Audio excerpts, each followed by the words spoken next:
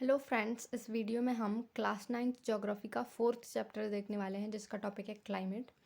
तो फ्रेंड्स, इसमें हम इंडिया के क्लाइमेट को देखने वाले हैं कि इंडिया में किस टाइप का क्लाइमेट है, उसको कौन कौन से फैक्टर्स अफेक्ट करते हैं। ये सब चीज़ें अपन इस वीडियो में देखने वाले हैं, ठीक है। तो फ्रेंड्स, अगर अपन देखें तो क्लाइमेट और वेदर में क्या डिफरेंस होता है। Climate refers to the sum of total weather condition and variation over a large area for a long period of time more than 30 years। मतलब ये है कि एक बहुत बड़े एरिया में मोर देन 30 ईयर की जो एवरेज वेदर कंडीशंस होती हैं उन्हें अपन क्लाइमेट बोलते हैं, ठीक है। एवरेज वेदर कंडीशन से मतलब ये है कि अगर अपन रोज़ की वेदर कंडीशंस का एवरेज निकालें और देखें कि मोस्टली किस टाइप का क्लाइमेट उभर के आ रहा है। ऐसा तो है नहीं कि हर रोज़ ऐसा होगा कि आज बहुत तेज स्ट्रॉम आ रहा है, दूसरे दिन बहुत क्लियर स्काई है, तीसरे दिन बहुत ज़्यादा रेन हो रही है, चौथे दिन मतलब एकदम ड्राई पड़ गया। ऐसा तो होगा नहीं। एक एवरेज क्लाइमेट होता है किसी भी प्लेस का, ठीक है। और weather refers to the state of the atmosphere over an area at any point of time. मतलब वेदर ऐसा होता है किसी भी एक पर्टिकुलर टाइम पे ले लो, उस टाइम पे जो एटमॉस्फेयर है उसकी स्टेट मतलब वो कौन सी कंडीशन में है, वहाँ पे ज़्यादा सूरज की रोशनी है या बादल हो रहे हैं या बारिश हो रही है या हवा तेज चल रही है या फिर एवरीथिंग इज़ फाइन। ये सब वेदर है, ठीक है।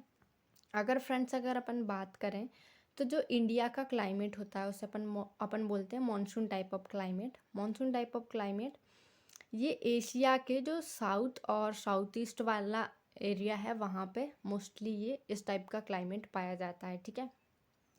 अगर अपन बात करें what is the meaning of monsoon, so the word monsoon is derived from the Arabic word मौसम which means seasons.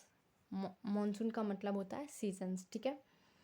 Monsoon refers to the seasonal reversion in the wind direction during a year. मतलब ये है कि monsoon एक seasonal wind के direction का reversal होता है। इसमें क्या होता है फ्रेंड्स, जब इंडिया में मॉनसून आता है जून के महीने में, तो जो विंड्स होती हैं वो अरेबियन सी से लैंड की तरफ आती हैं, अरेबियन सी से और बे ऑफ बंगाल से लैंड की तरफ आती हैं।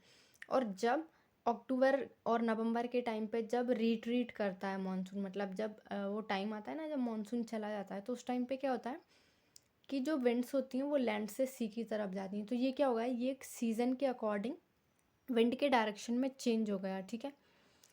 तो अगर अपन देखें तो ये वेरिएशंस होती हैं वो कुछ फैक्टर्स पर डिपेंड करती हैं, लाइक टेम्परेचर हो गया, प्रेसिपिटेशंस हो गए। अगर अपन देखें फ्रेंड्स तो इंडिया में ये बहुत ज़्यादा वेरी करते हैं। कहीं कहीं पे टेम्परेचर बहुत ज़्यादा होता है, कहीं कहीं पे बहुत कम होता है।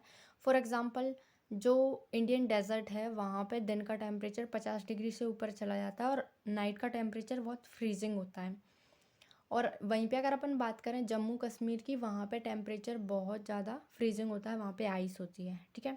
और अगर अपन बात करें ऐसे एरियाज जो कि कोस्टल बाउंड्रीज के पास में होते हैं, ठीक है, जैसे कि जो मुंबई है और आंध्र प्रदेश वाले रीजन, विशाखापट्टनम है, ये सब क्या है, ये कोस्टल एरियाज़ के पास में है।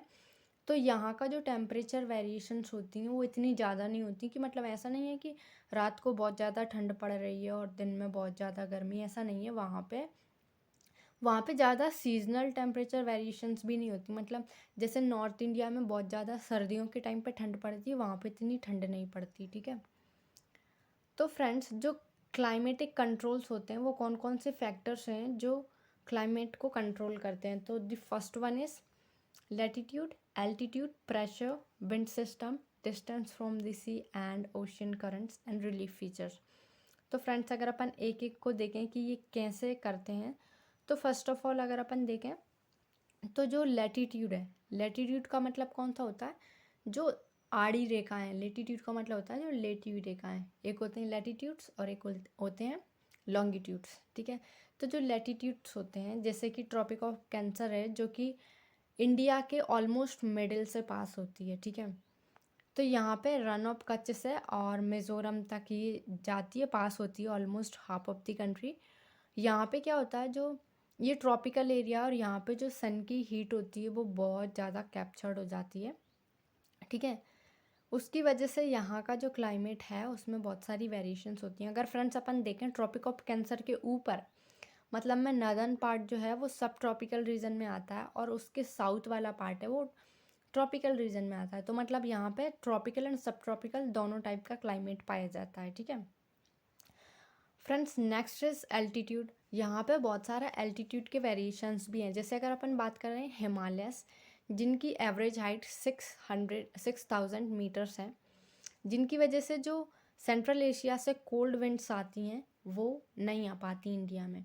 अगर फ्रेंड्स हिमालयाज़ नहीं होते ना, इतनी ऊंचाई नहीं होती हिमालयाज़ की, तो वो कोल्ड विंड आती इंडिया में और इंडिया के बहुत सारे पार्ट को फ्रीज कर देती। मतलब ये एक कोल्ड डेजर्ट होता है इंडिया, ठीक है।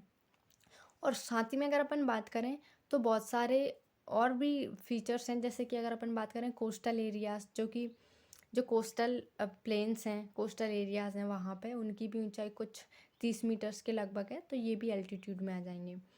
The next one is pressure and bend, ठीक है। तो जो मतलब बेंड की और प्रेशर की कंडीशंस होती हैं उनमें बहुत सारी वेरिएशंस होती हैं। जैसे कि कुछ प्रेशर कंडीशंस सरफेस पे होती हैं, सरफेस मतलब जो सरफेस पे विंड चलती हैं, एक तो वो चीज़ है। जैसे कि अगर अपन एग्जांपल लें सरफेस विंड्स का, तो लैंड ब्रिज और सी ब्रिज। तो जो दिन के टाइम में क्या होता है, अगर अपन बात करें लैंड ब्रिज और सी ब्रिज की, तो दिन के टाइम में जो लैंड होती है वो जल्दी गर्म हो जाती है और समुद्र एज़ कम्पेयर टू देर में गर्म होता है, ठीक है। अब क्या होगा, जो हवा होगी वो लैंड से सी की तरफ जाएगी, ठीक है। और सिमिलरली रात में क्या होता है, रात में जो सी होते हैं वो बहुत देर में ठंडे होते हैं, लैंड जल्दी ठंडी हो जाती है, तो फिर हवा सी से लैंड की तरफ आएगी, ठीक है। मतलब ये एक साइकिल चलती रहती है। दूसरा होता है अपर एयर सर्कुलेशन, मतलब वो तो लैंड पे चल रहा था, एक एयर का सर्कुलेशन ऊपर भी होता है, जैसे कि वेस्टर्ली जेट स्ट्रीम्स हो गई, ठीक है। मतलब ये एक अगर अपन बात करें ना फ्रेंड्स, तो ये एक लो प्रेशर बेल्ट होती है जो कि मोस्टली जो ट्रॉपिकल एरियाज़ होते हैं उनमें लाई करती है, सब ट्रॉपिकल एरियाज़ में भी लाई करती है। इसकी वजह से क्या होता है, ये लो प्रेशर विंड्स की वजह से जो समुद्र की मतलब जब जेट स्ट्रीम्स मूव करती हैं तो उनकी वजह से वो साइक्लोनिक डिस्टर्बेंस वगैरह भी क्रिएट हो जाते हैं। दूसरा अगर अपन बात करें western cyclonic disturbance and tropical cyclones, तो फ्रेंड्स इसको अपन ये जैसे ये सब टॉपिक्स दे रखे थे, इनकी एक सेपरेट वीडियो में अपन देख लेंगे और यहाँ पे थोड़ा थोड़ा समझ लेते हैं। तो वेस्टर्न साइक्लोनिक डिस्टर्बेंस क्या होता है, जो सर्दियों के टाइम पे बारिश होती है ना, मोस्टली जो नॉर्थ वेस्ट पार्ट है इंडिया का वहाँ पे, तो जो मेडिटेरेनियन वाला रीजन है वहाँ से विंड्स आती हैं, वेस्टर्ली विंड्स, और वो अपने साथ में कुछ मॉइस्चर लेके आती हैं। उसकी वजह से इंडिया में वेस्टर्न साइक्लोनिक डिस्टर्बेंस की वजह से सर्दियों के टाइम में भी बारिश होती है, ठीक है। तो इसके बारे में अपन बाद में देखेंगे। और फ्रेंड्स एक होता है कोरियोलिस फोर्स। ये क्या होता है, जो अर्थ का रोटेशन होता है ना उसकी वजह से क्या होता है, एक फोर्स जनरेट होता है जिसकी वजह से विंड की डायरेक्शन जो होती है वो चेंज हो जाती है। जैसे कि अगर विंड एकदम स्ट्रेट नहीं चलती, वो थोड़ी कर्व होके चलने लग जाती है, ठीक है, ड्यू टू दी मतलब कोरियोलिस फोर्स, ठीक है। अब ये जेट स्ट्रीम्स का अपन ने देखा था।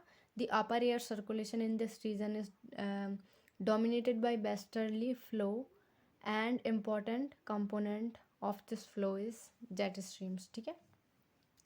अपन इनको नेक्स्ट वीडियो में अच्छे से देख लेंगे। तो फ्रेंड्स जो नेक्स्ट वीडियो होगी उसमें अपन इंडियन मॉनसून के बारे में देखने वाले हैं, ठीक है।